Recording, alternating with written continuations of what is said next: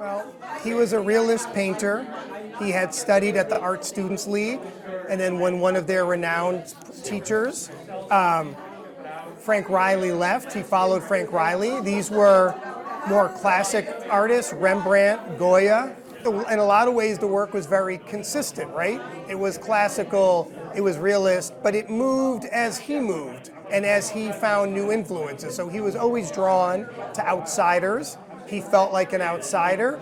I believe his career certainly started with a bang in the 60s in New York City and then moving to Washington, D.C. But then he came here to upstate New York or central New York.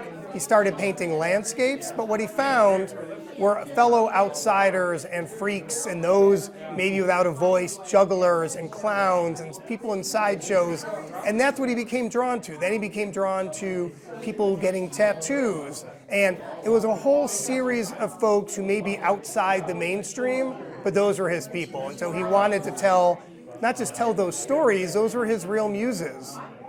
He always looked back, I believe, to the classics and the masters, and those were his greatest influences. I would say the masters and those who painted dark and engaging and throwback doesn't sound professional enough, right? But he was looking backward to look forward. I think that was a big part of his work.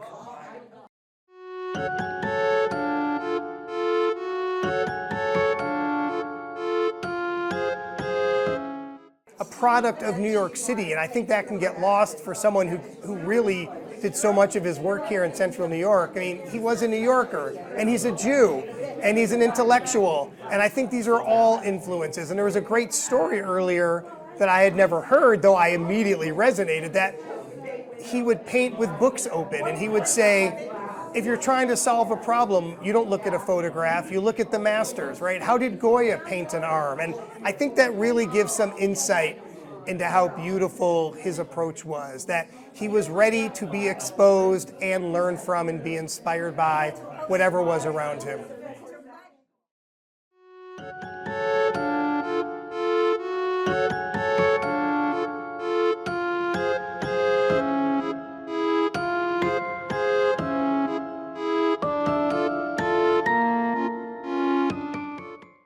Well, I think one of the wonderful things is there's no artist I know personally from Binghamton who wasn't influenced by him in some fashion.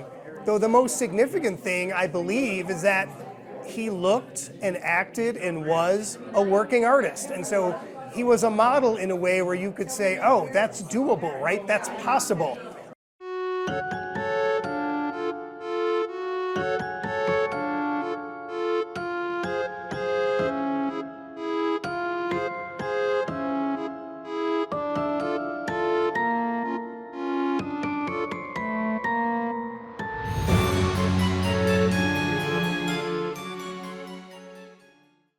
It's okay.